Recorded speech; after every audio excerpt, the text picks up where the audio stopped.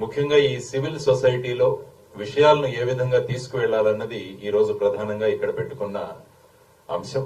ఇందులో ఏ విషయాలు తీసుకువెళ్లాలి, ఏ విధంగా ప్రజలను రాష్ట్రంలోనూ దేశంలోనూ జరుగుతున్న అనేక విషయాలకు చర్చ మొదలు పెట్టాలన్నది ప్రధానమైన ఉద్దేశం.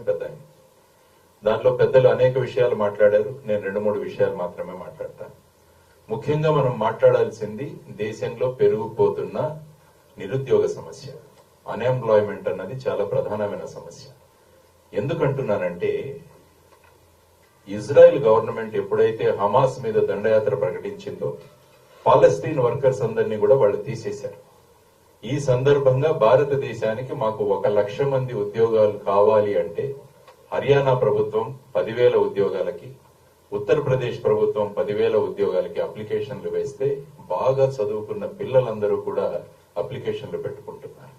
ఏంటిది అంటే ఈ దేశంలో ఉద్యోగాలు లేకపోవడం వల్ల బయట ఎక్కడ ఉద్యోగాలు వచ్చినా, ఎటువంటి ఉద్యోగాలు వచ్చినా కూడా వెళ్లడానికి మన ప్రజలు సిద్ధంగా ఉన్నారన్నది ప్రజలకు చెప్పాలి.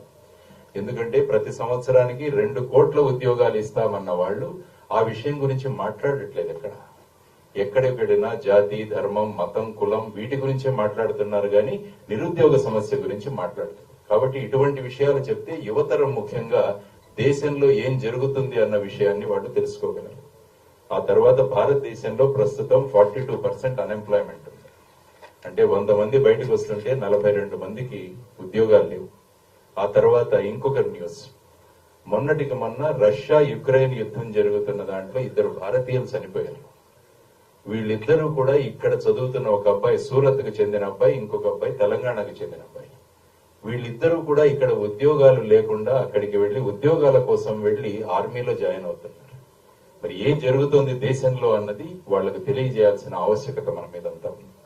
ఆ తర్వాత రైల్వే రిక్రూట్మెంట్ బోర్డు 2022వ సంవత్సరంలో 35,000 పోస్టులకు అప్లికేషన్లు వేస్తే 1,25,00,000 మంది అప్లికేషన్లు పెట్టారు. 35,000 పోస్టుకి 1,25,00,000 అప్లికేషన్లు అంటే దేశంలో ఏం జరుగుతుంది అంటారు. మరి స్టార్టప్ ఇండియా ఏమైంది, స్టాండప్ ఇండియా ఏమైంది, మేక్ ఇన్ ఇండియా ఏమైంది, వీటన్నిటి గురించి ప్రశ్నించాలి. ఎప్పుడు కూడా ఒకరినొకరు తిట్టుకోవడంతోనే మొత్తం ఎలక్షన్ క్యాంపెయిన్లే నడుస్తున్నాయి.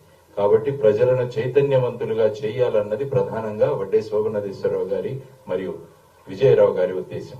సో ఈ సందర్భంగా మనం అంతా కలిసి గనక ముందుకు వెళ్ళగలిగితే వెళ్ళగలం. 2వ ముఖ్యమైన విషయం ప్రజలకు చెప్పాల్సింది, ఈ రోజు దేశంలో 10% ఎవరైతే ధనవంతులు ఉన్నారో వాళ్ళ దగ్గర సుమారుగా 77% సంపద వాళ్ళ చేతుల్లో ఉంది. అట్టడుగున ఉన్న 50% మంది దగ్గర కేవలం 3% సంపద మాత్రమే ఉంది. ఏదైతే మనము ఈ సమసమాజాన్ని నిర్మించాలన్న భావనలతో మన రాజ్యాంగం ఉన్నప్పుడు, ఈ విధమైన అసమానతలు ఉన్నప్పుడు దేశం ఎలా ముందుకు వెళుతుంది, దీని గురించి ఆలోచించమని మనం మన యువతరానికి, ప్రజలకు కాబట్టి ఒక డిస్కషన్ పాయింట్, ఒక చర్చకు తీసుకురావాలి. అప్పుడు ఎవరు ఏం చేశారో అన్న విషయం ప్రజలకు గనక వెళ్ళగలిగితే అప్పుడు వాళ్ళు నిర్ణయించుకుంటారు వచ్చే ఎలక్షన్ లో ఎవరికి ఓటు వేయాలి అన్నది. కాబట్టి ఈ విధమైన విషయాలు ఏవైతే మనం తీసుకురావాలో వాటి గురించి మనం చర్చించాలని చెప్పేసి ప్రధానంగా వాళ్ళు తెలియజేయడం జరిగింది.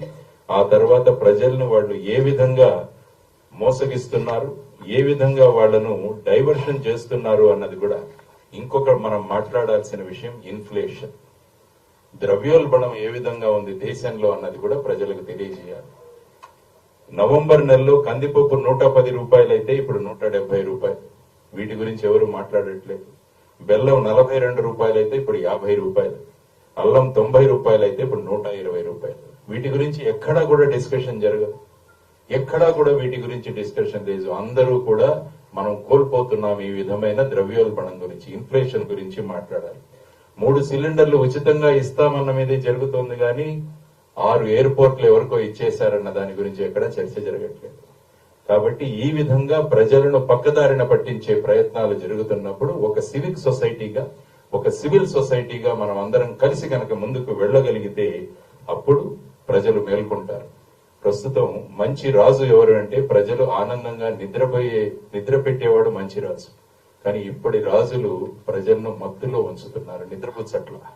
వాళ్లకు మత్తు మందులు ఇచ్చి వాళ్లను మత్తులో ఉన్నట్టుగా చేస్తున్నాడు. ఏ విధంగా వీళ్ళనందరినీ కూడా వీళ్ళ మత్తు వదిలించి మరమ్మత్తు చేయాల్సిన బాధ్యత ఈ సివిక్ సొసైటీ మీద ఉందని నేను చెప్తున్నాను. కాబట్టి ఈ రోజు మనం కామన్ మినిమం ప్రోగ్రామ్ అని ఏదైతే పెట్టారో వీటిలో ఉన్న అంశాలను ప్రతి ఒక్కరూ చిత్తశుద్ధితో కనుక ప్రజల దగ్గరికి తీసుకువెళ్ళగలిగితే అప్పుడు ప్రజలు నిర్ణయించుకుంటారు వచ్చే ఎన్నికల్లో ఎవరిని ఎన్నుకోవాలి అని. కాబట్టి ఈ విధమైన ప్రస్తావన, ఈ విధమైన సమావేశం ఏర్పాటు చేసినందుకు పెద్దలు వడ్డే శోభనాధీశ్వరరావు గారికి, విజయరావు గారికి, కార్యక్రమానికి హాజరైన పెద్దలందరికీ కూడా కృతజ్ఞతలు తెలియజేసుకుంటూ ముగిస్తున్నాను. నమస్కారం. జై భారత్.